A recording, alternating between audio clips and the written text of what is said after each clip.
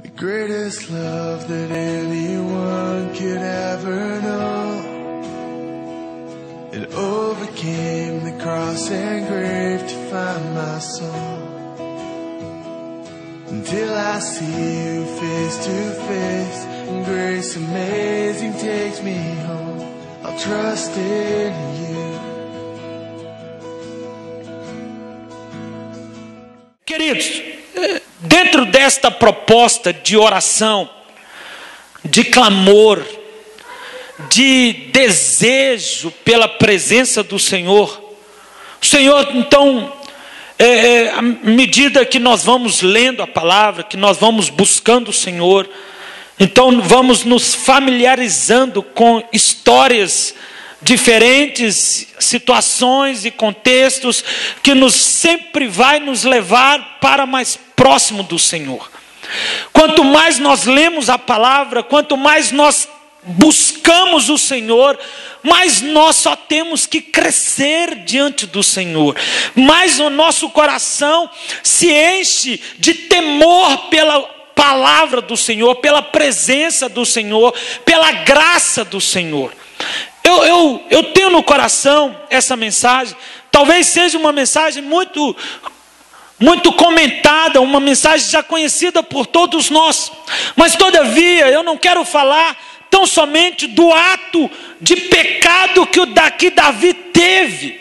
Eu não quero trabalhar exaustivamente dentro do pecado que Davi cometeu, que foi o adultério com Betseba.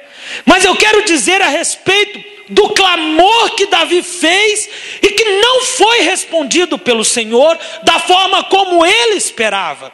Do clamor, da oração, do jejum que Davi ofereceu ao Senhor em função da tua filha. E todavia ele não obteve a resposta que ele esperava.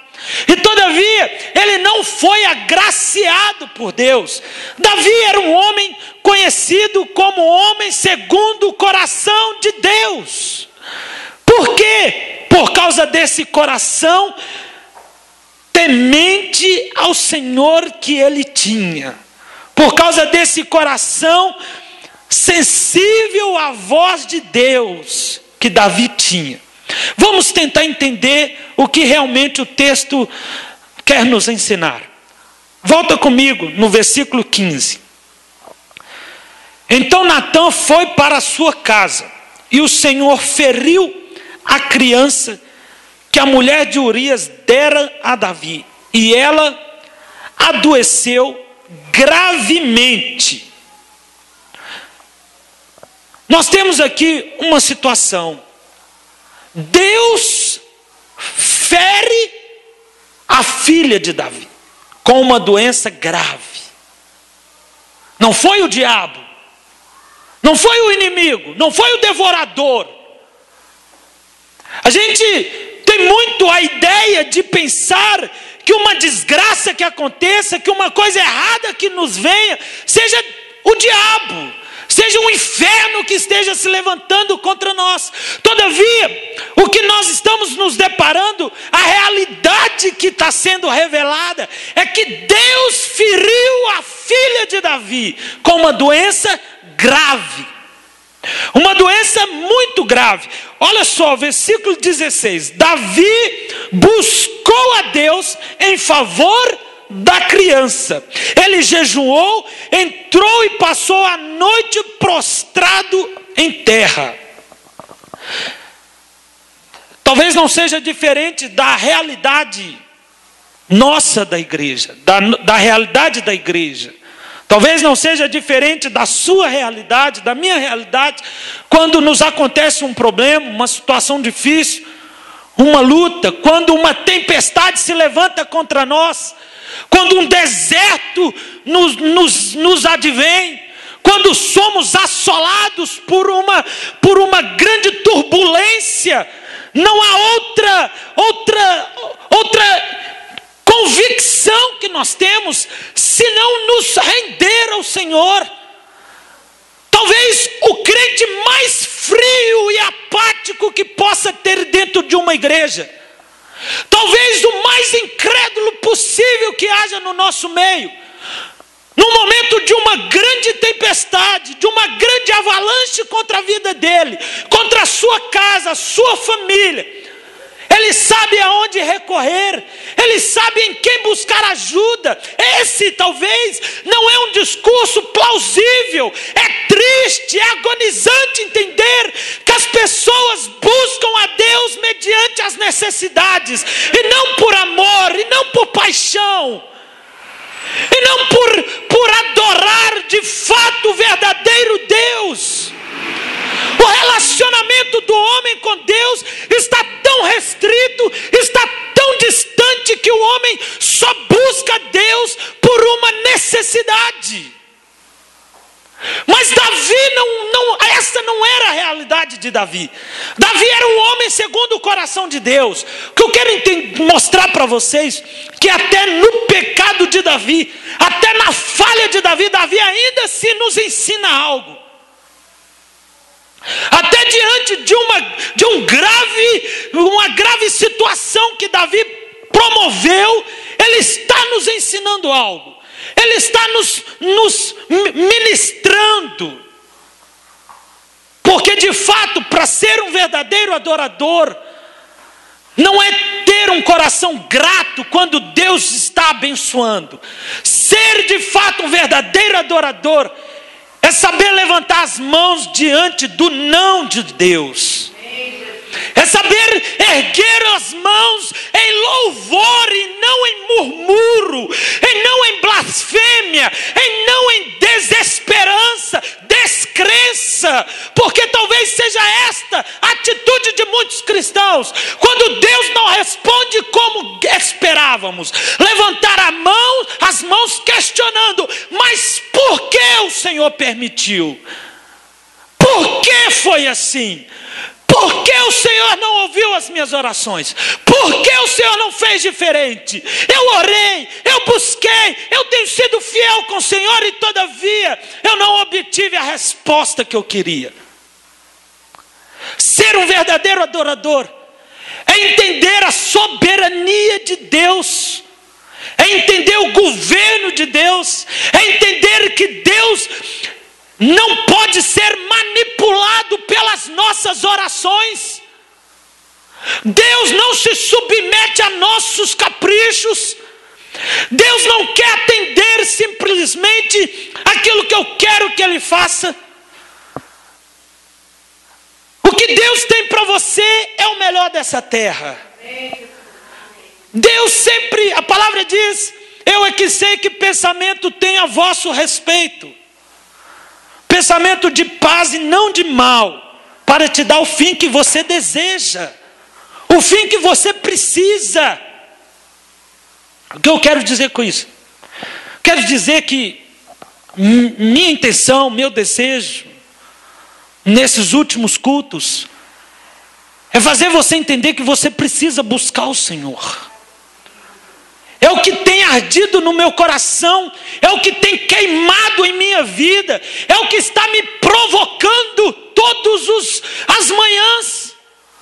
Quando eu entro dentro desta igreja pela manhã, eu me recolho diante do Senhor, eu esqueço que existe qualquer outra coisa, ou necessidade, ou problemas, porque eu me recolho para reconhecer a soberania de Deus, para me render diante dEle, para me colocar à disposição dEle, para ser um vaso nas mãos dEle. Avivamento não vem sem oração. E não basta que um ore. Avivamento é a unidade do povo de Deus orando pelo mesmo propósito. O avivamento é a unidade do povo buscando a Deus pela uma mesma finalidade. Eu não posso estar aqui pedindo a Deus por santidade, por graça, por avivamento, para que as pessoas se arrependam dos seus pecados, enquanto tem muitos que não estão preocupados com a santidade de Deus, querem as suas necessidades supridas, os seus problemas resolvidos, as suas dificuldades todas controladas pelo Senhor. E isto há uma desigualdade. A palavra diz que corpo dividido não subsiste. A palavra nos mostra que a igreja morre, o povo perece por não andar juntos, por não caminhar no mesmo propósito, numa mesma visão. O esfriamento da igreja vem, talvez não é porque não tenha ninguém orando, é porque as pessoas não estão orando como convém. A palavra nos mostra: pedis e não recebeis, porque não sabeis pedir como convém. E o que eu quero mostrar para vocês com esta história de Davi, quero que vocês voltem comigo, versículo 16. Davi buscou a Deus em favor da criança. Esta seja talvez a realidade nossa, em buscarmos o Senhor, que não é pecado, não é erro, não é falha, não é tão somente desinteresse pela presença dele, o buscar por uma necessidade. Não, o problema é buscar o Senhor só quando vem a necessidade. Nós precisamos entender o seguinte, que Davi, ele buscou a Deus em favor da criança. Você tem permissão para buscar ao Senhor mediante a uma necessidade. A palavra, ela nos mostra que nós temos que orar. A palavra nos revela que a oração do justo, ela pode muito os seus efeitos. Agora preste atenção no que acontece. A palavra diz: Davi buscou a Deus em favor da criança, ele jejuou, entrou e passou a noite prostrado em terra. Versículo 17. Então os anciões da sua casa se levantaram e foram até ele, para o levantar da terra. Porém ele se recusou a fazê-lo, nem quis comer pão com eles. Ao 7º dia, dá-me a entender que foram 7 dias prostrado, sem comer pão, buscando a Deus uma resposta pela situação da tua filha, que estava gravemente doente. Ele estava 7 dias recolhido, clamando pela tua filha. A palavra continua dizendo: ao 7º dia a criança morreu, e os servos de Davi temeram dar a ele esta notícia. Sabe o que nós precisamos entender, querido? Que a oração de Davi, ela não teve a resposta que Davi esperava.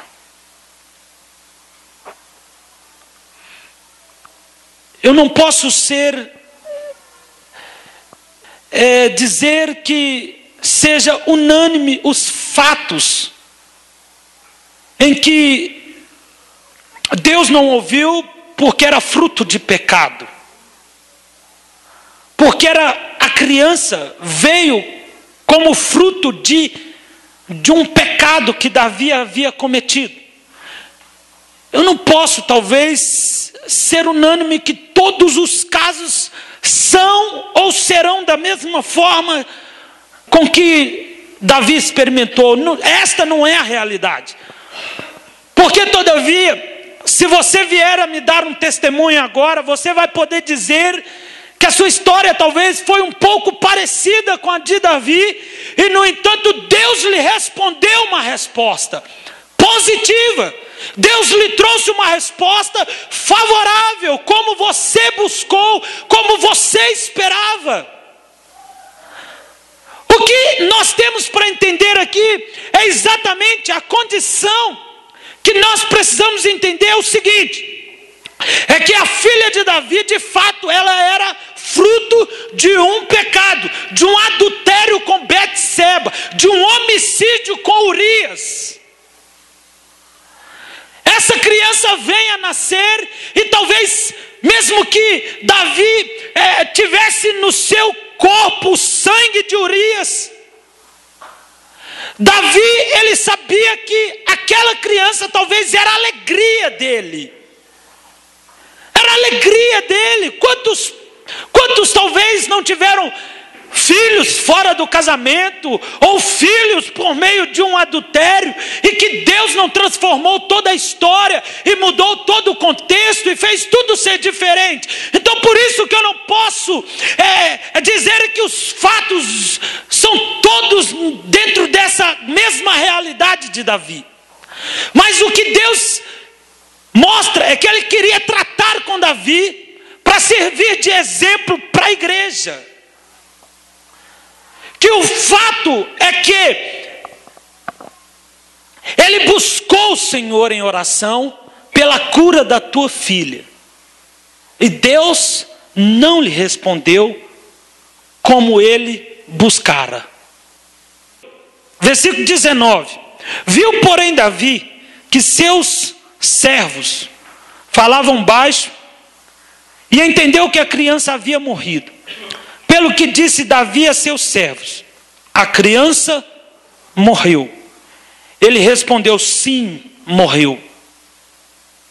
Então Davi se levantou da terra, lavou-se e ungiu-se, trocou de veste, entrou na casa do Senhor e o adorou. Depois foi para a sua casa, pediu pão e o serviu, e ele comeu. Quero que vocês entendam comigo qual a oração que Davi fez ali naqueles 7 dias. O que Davi orava a Deus ali naqueles 7 dias? Qual que era o desejo de Davi?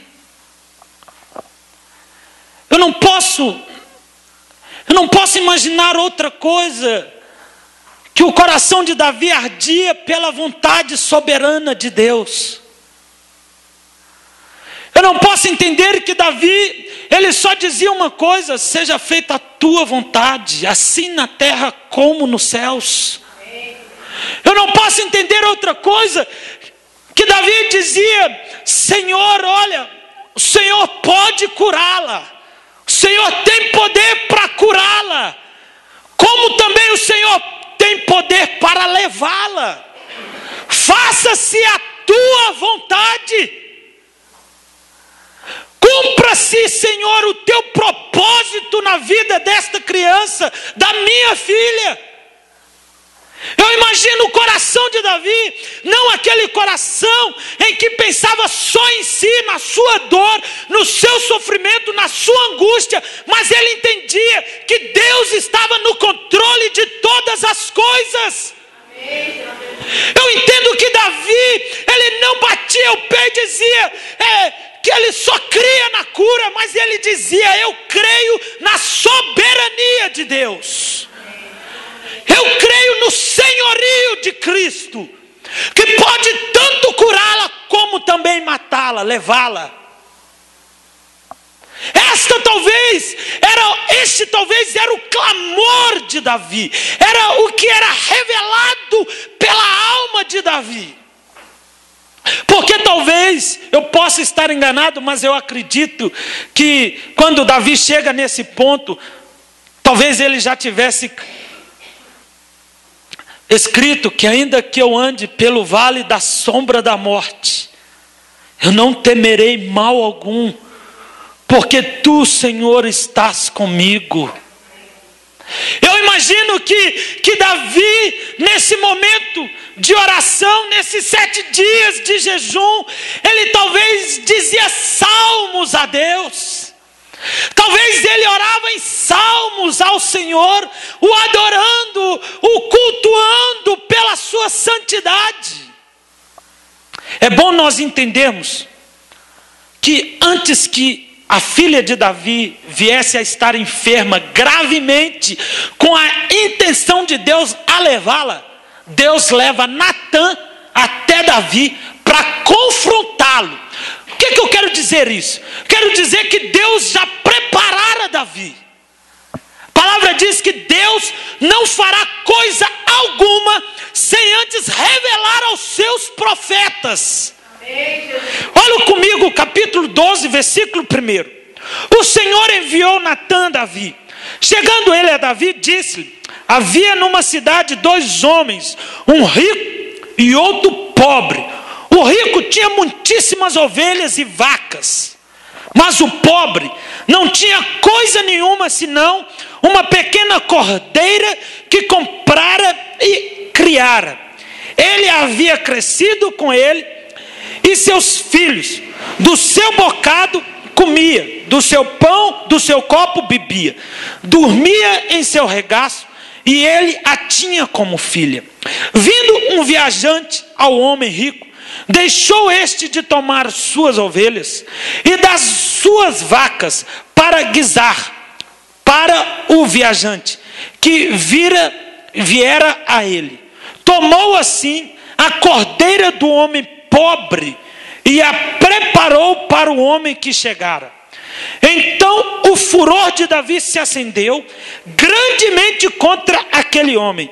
E ele disse a Natã: vive o Senhor, que digno de morte é o homem que fez isso. Pela cordeira restituirá quadruplicado, porque fez tal coisa e não se compadeceu. Então disse Natã a Davi: tu és este homem. Assim diz o Senhor Deus de Israel: eu te ungi rei sobre Israel, te livrei das mãos de Saul, dei a ti a casa e as mulheres de teu Senhor, e também te dei a casa de Israel e de Judá. Se isto fosse pouco, te acrescentaria tais e tais coisas. Por que, pois, desprezastes a palavra do Senhor, fazendo o mal diante dos seus olhos? A Urias o Heteu feristes com a espada dos filhos de Amon, e tomastes a mulher que era dele. Olha para mim aqui, querido. Isso me traz no coração uma compreensão de que Deus preparara Davi para aquilo que ele passaria a respeito da sua filha. Deus preparara Davi. Natã vem como enviado de Deus a Davi para confrontá-lo, para exortá-lo, para colocar o dedo na cara dele e dizer: olha, o que você fez é reprovado pelo Senhor. Todavia, quando Natã termina de contar essa história, o que vem no coração de Davi é exatamente o que haveria de acontecer com ele.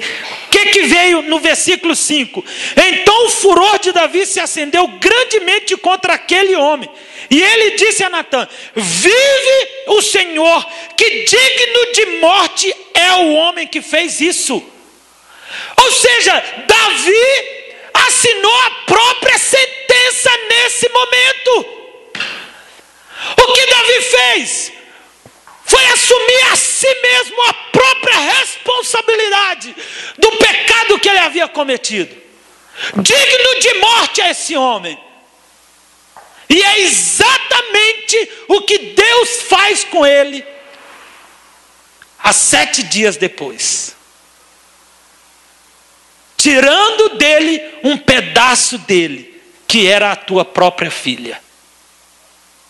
Isso é muito sério, querido. Mas eu quero te dizer uma coisa. Sabe por que nós não vemos aqui uma murmuração de Davi? Sabe por que nós não vemos aqui Davi se blasfemando? Sabe por que a gente não vê aqui Davi questionando a Deus? Por que o Senhor fez isso? Por que o Senhor permitiu que isso acontecesse? Porque ele tinha um coração temente ao Senhor. mesmo que ele havia matado Urias, mesmo que ele tivesse tomado a esposa de Urias por sua mulher, ele era um homem temente ao Senhor. Ele era de fato um verdadeiro adorador. Ele era um homem segundo o coração de Deus. Ele sabia que Deus era soberano. Ele sabia que Deus estava no controle de todas as coisas. Ele sabia que se aquela criança realmente tivesse que morrer, talvez fosse a mão de Deus sobre a vida dele. Ele entendia que Deus é aquele que exalta, mas é também aquele que abate. Ele entendia que Deus é digno, que Deus ele tem poder para tirar a vida como a dá-la. O que Davi está revelando é exatamente o que havia no coração dele. A oração de Davi não era uma oração a favor somente dele. Eu imagino que Davi naquele momento, ele teve no seu coração um grande arrependimento. Aqueles 7 dias que Davi se recolheu para buscar o Senhor, a Bíblia não conta, mas eu acredito que Davi, ele deve ter sofrido muito. Eu acredito que Davi, ele de fato se arrependeu. Olha comigo o versículo 13 do capítulo 12.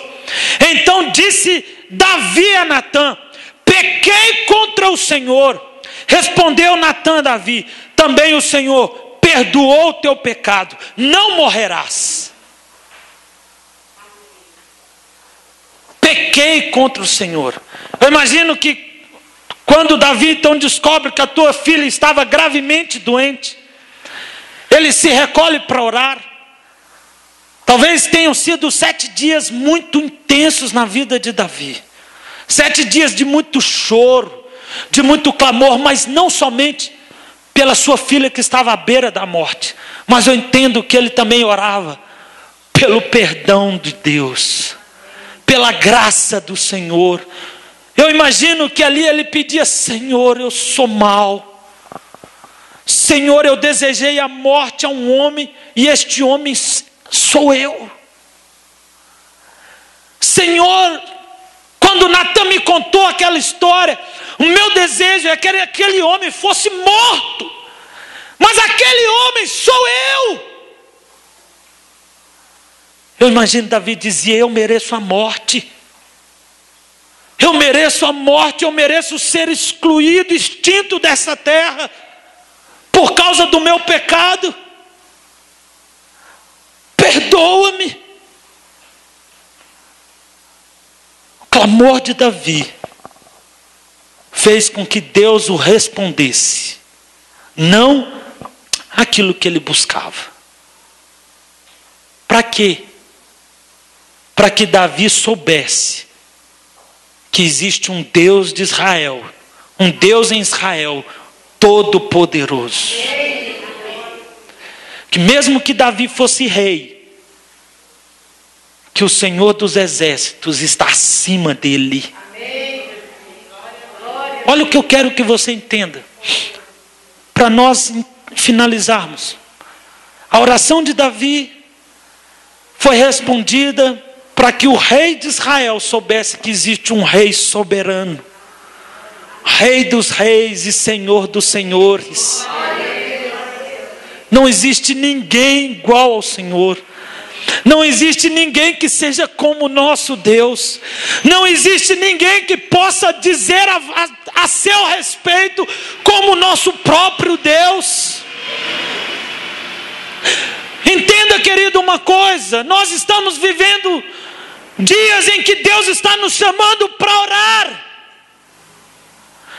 E as suas orações não têm que ser restritas. As suas orações não têm que ser egoístas. As suas orações não podem ser egocêntricas. Suas orações têm que exaltar a Deus. Você só poderá ser respondido por uma oração que exalte a Deus, por uma oração que eleve a Deus no lugar em que Ele está, que é assentado sobre um alto e sublime trono. A palavra diz que ele tem os seus pés sobre a terra. Pedis e não recebeis, porque vocês não sabem pedir como convém. A igreja é gananciosa, é orgulhosa. A igreja é egoísta. Se a gente pede e Deus não responde, a gente faz bico para Deus. A gente se afasta de Deus. A gente desvia, fala, não vou mais para a igreja. Não quero saber mais. Como se Deus estivesse um pouco preocupado com a sua tristeza. Como se isso comovesse o coração de Deus. Como se isso... Não! Deus é soberano. Muitos não estão mais na presença do Senhor, porque oraram, pediram uma resposta, e Deus não lhe deu a resposta que eles esperavam. Se decepcionaram com Deus. Mas Deus não é soberano? E por que não fez? Deus não é poderoso? E por que não fez? Deus não tem o controle de todas as coisas? Por que não fez? Este é o problema. Ele não fez porque Ele é Deus. Ele não fez porque Ele é Deus.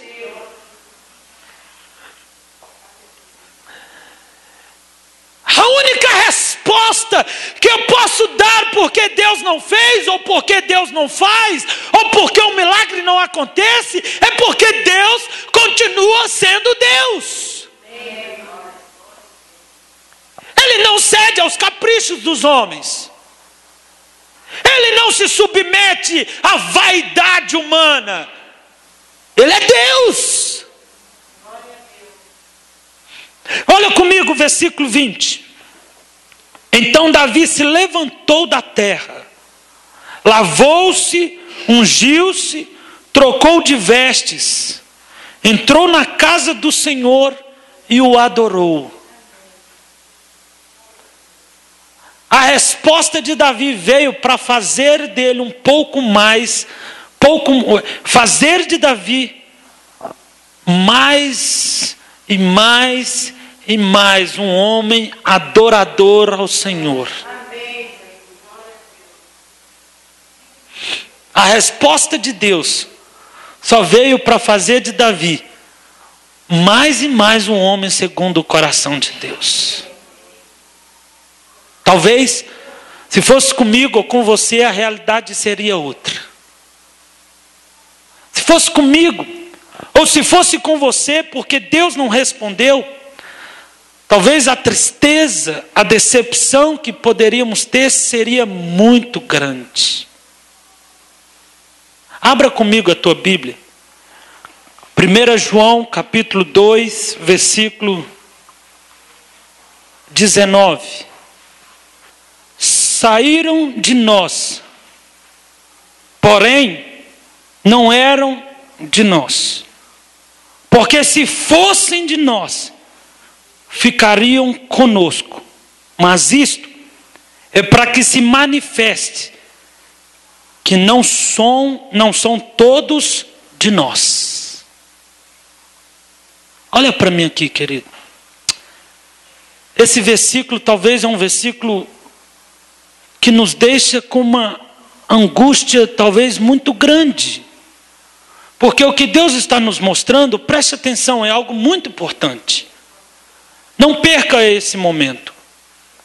A palavra quer nos alertar para o seguinte: muitas pessoas vêm para a igreja em busca de uma bênção, em busca de uma conquista, em busca de um milagre. Talvez até começam muito bem, orando, buscando, lendo a Bíblia. Mas se as respostas não são como eles vieram para buscá-la, muitos não permanecem. Eu entendo que eles não vieram atrás de Jesus. Eu entendo que eles não estavam em busca do Salvador. Eu entendo que eles não estavam atrás da sua libertação, da sua transformação. Eu entendo que estavam atrás do abençoador. Eu entendo que eles só estavam atrás de um milagre. E isso não pode ser uma realidade na tua vida, querido. Isso não pode ser uma verdade na minha vida e na sua vida. Precisamos permanecer na presença do Senhor, tendo as respostas que temos buscado, ou não. Esperando o milagre, ou não vindo o milagre. Nós não somos servos do Senhor porque Ele tem nos dado. Somos servos do Senhor porque Ele já nos deu o teu sangue em resgate das nossas vidas. Talvez o discurso de Satanás com Deus a respeito da vida de Jó é exatamente porque Satanás disse: olha, sabe por que Jó te serve? Porque você dá tudo que ele precisa. Ele tem tudo. É por isso que ele te serve. Basta você tirar aquilo que você tem dado a ele e verá se ele não vai se levantar contra o Senhor. No final da história de Jó, ele diz: antes, eu só conhecia o Senhor de ouvir falar. Agora os meus olhos podem vê-lo. Sabe o que fez a ação de Satanás na vida de Jó? Só fez dele um homem mais próximo de Deus. Os problemas não podem nos afastar, os problemas têm que nos atrair, mesmo que Deus não nos responda como esperamos. Aleluia, Deus. Mesmo que as nossas respostas não sejam a que nós buscamos. Não se afaste. Deus não vai mudar o que Ele tem para você por causa do bico que a gente faz. Por causa da nossa chateação. Porque vamos dizer que não vamos mais para a igreja. Se fizermos isto, só vai se cumprir o que está dizendo em 1 João capítulo 2, versículo 19. A palavra então diz que se fosse dos nossos, se fossem de nós, ficaria conosco. Mas isto é para que se manifeste que não são dos nossos. Então não saia, querido, não abandone o Senhor, porque Deus não lhe respondeu como você precisava. Porque a sua atitude pode levantar uma afirmação negativa contra você mesmo, a respeito do seu relacionamento com o Senhor. Sabe o que eu quero que vocês entendam? É que vocês só precisam orar, mas deixar de lado um pouco as suas vaidades, o seu egoísmo, o seu egocêntrico, e sempre orando que seja feito a vontade do Senhor, assim na terra como nos céus. Foi a oração que Jesus nos ensinou. Foi a oração que o Senhor nos ensinou, é essa. Se Deus fizer, querido, Ele é Deus. Se Ele não fizer, Ele continua sendo Deus. Quanto mais eu busco o Senhor, mais eu quero o Senhor. Mas eu quero o Senhor. Sexta-feira eu falei que eu ia dar esse testemunho aqui, como prova de que vocês também devem buscar o Senhor. Eu posso sentir que está prestes um grande avivamento nas nossas vidas. Mas só vai participar deste avivamento aqueles que estiverem em santidade e que estiverem buscando o Senhor. Quando eu cheguei na igreja, no final da tarde, a Ariadna veio me contar que um rapaz aqui da frente veio até ela para perguntar quem é que estava orando pela manhã na igreja. Quem estava orando na igreja pela manhã? Aí ela disse, é o pastor. Ele vem orar todas as manhãs. Aí ele disse, não, é porque eu passei e resolvi parar para ouvi-lo. E eu tinha uma grande dor no joelho.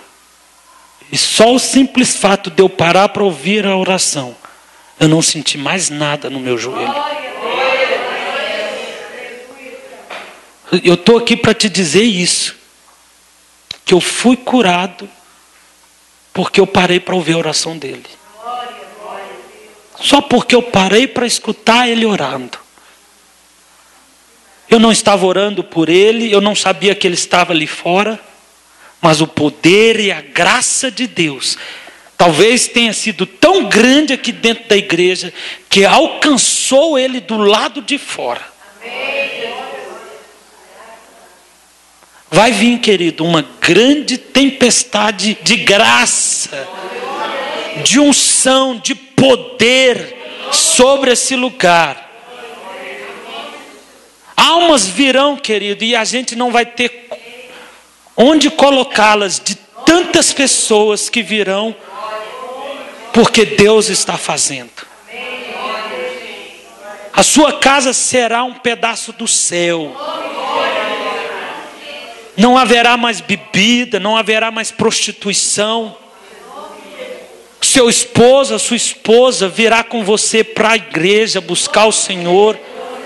Os seus filhos vão largar as boates, vão largar as vidas mundanas para servir o Senhor com você.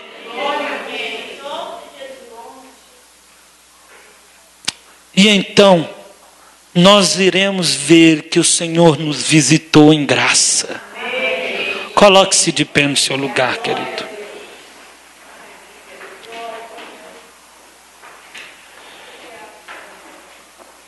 Eu creio, querido, eu creio na glória de Deus. Sabe, olha para mim aqui, eu não consigo entender como tem pessoas que estão se afastando. Como tem pessoas que estão, talvez, se distanciando. Certa pessoa disse que ela começou a se desviar. Foi quando ela deixou de ler a Bíblia. Ela não começa a desviar, você não começa a desviar quando você começa a cometer pecados. Você não começa a desviar quando você se envolve no pecado. Mas simplesmente o fato de você não orar mais, de você não ler mais a Bíblia, já é um sinal que você está se desviando dos caminhos do Senhor. Já é um sinal que você está longe de Deus. Já é um sinal que Deus não é mais prioridade na tua vida. E para essa condição que você se encontra, de não orar, de não ler mais a Bíblia, para você se envolver no pecado e no mundo, é um pulo. É um passo.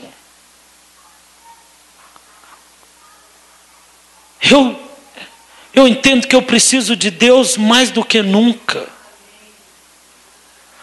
Talvez eu tenha orado a Deus como muito tempo eu não orava. E talvez eu tenha escutado algo da parte de Deus em minha vida como eu nunca escutei antes. E eu sempre pedi ao Senhor, Pai, eu vou buscá-lo, mas eu quero uma resposta. Que o Senhor está nesse lugar, que o Senhor contempla a minha adoração. E quando eu soube desse testemunho na sexta-feira, só me impulsionou a buscar mais e mais o Senhor, a querer mais e mais a santidade de Deus em minha vida. Eu convido você, querido, a assumir esse compromisso. assumir esse compromisso de voltar para o Senhor, de voltar para Jesus, de dobrar os seus joelhos, de chorar na presença do Senhor. Davi era rei de Israel. Eu imagino que quando ele se dobrou, querido, diante de Deus, nesses 7 dias, ele rasgou o seu coração diante do Senhor. Quem nós somos para bater no peito e dizer que eu não preciso disso? Quem você é, querido? Qual a graça que você tem para que você se sinta tão orgulhoso para não se render diante de Deus?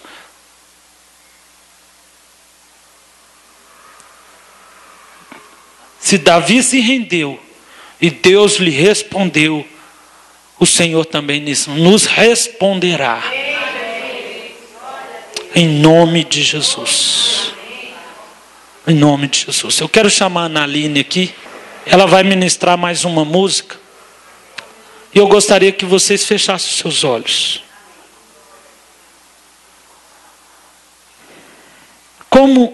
Como que está, querido? Fecha os seus olhos. Como que está a tua vida? Ninguém sabe de você mais do que você mesmo. Nenhum sucesso vale o motivo de você poder dizer que você não tem mais tempo para buscar o Senhor.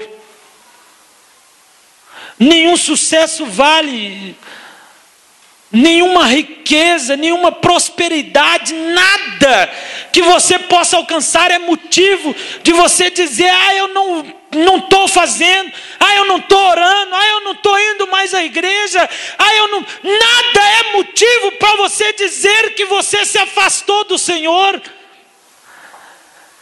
Você precisa se achegar a Deus, você precisa se aproximar de Deus e não se afastar de Deus.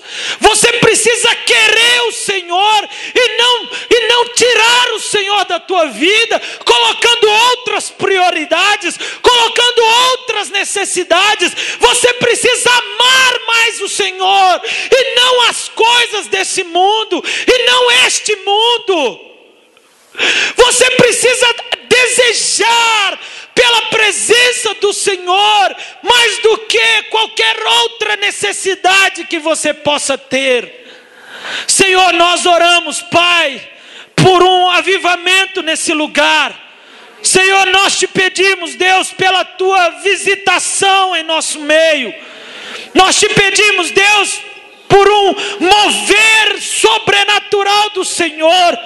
Nós te pedimos, ó Pai, por um quebrantamento sobre a tua igreja. Nós te pedimos, Deus, que o Senhor nos mostre, Pai, assim como o Senhor mostrou por meio de Natã o pecado que Davi tinha cometido, a grandeza do teu pecado. Mostra-nos, ó Pai.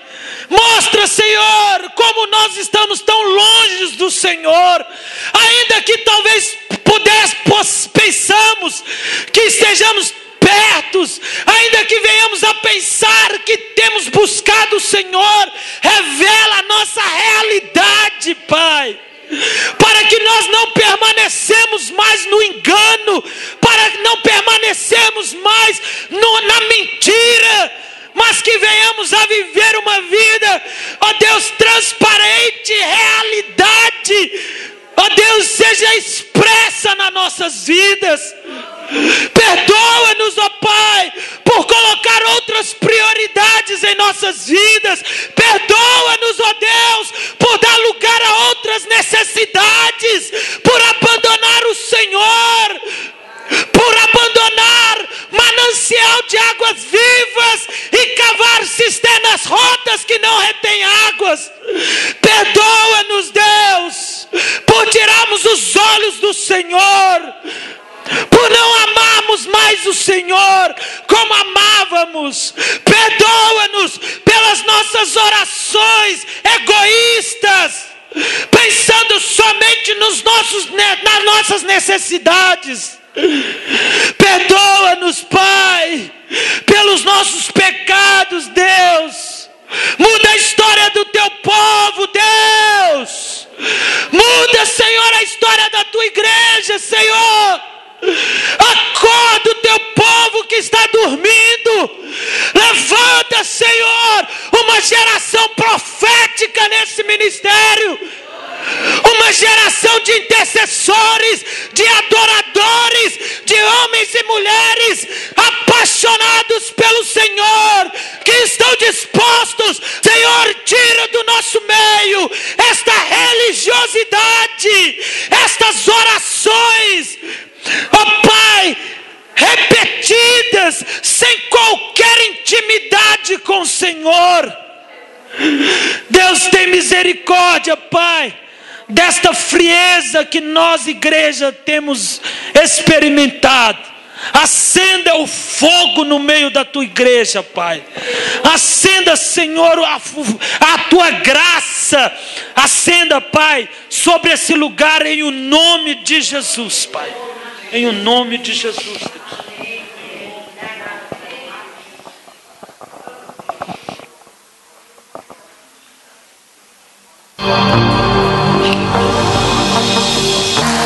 Deus, quero minha herança.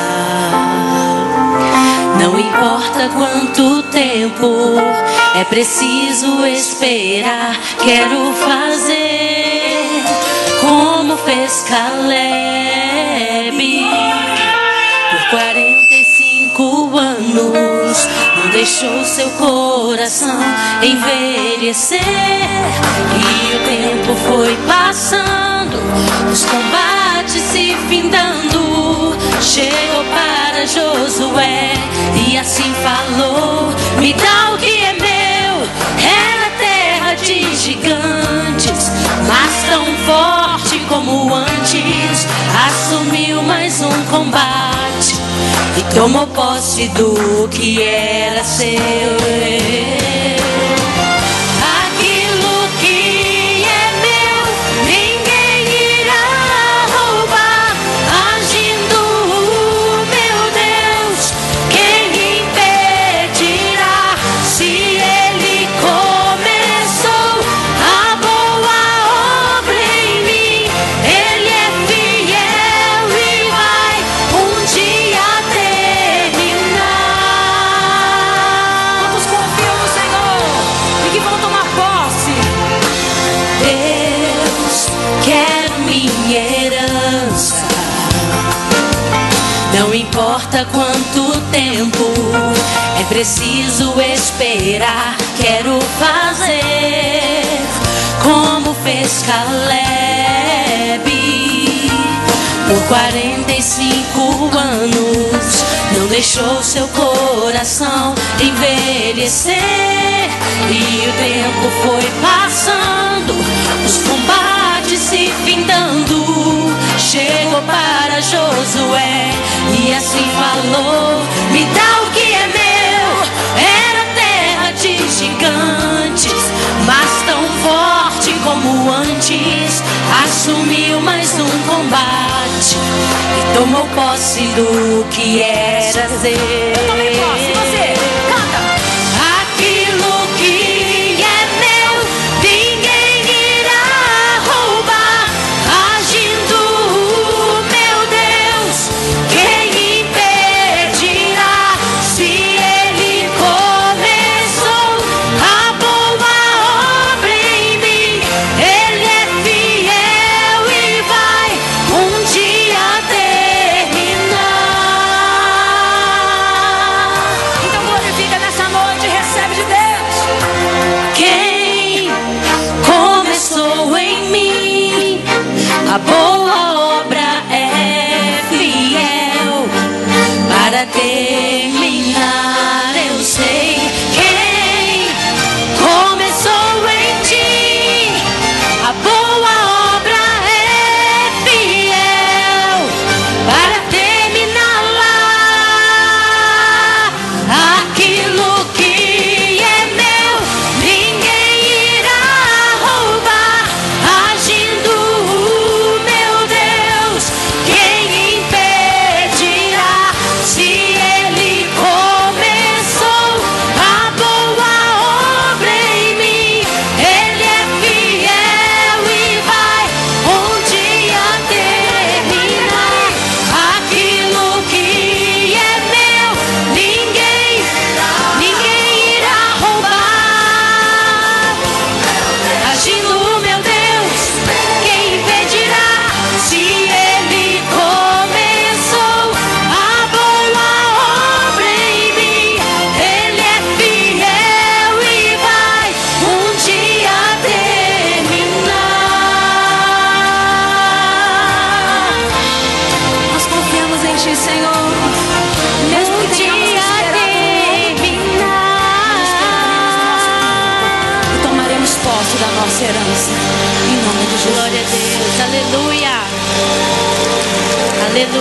O Senhor é fiel.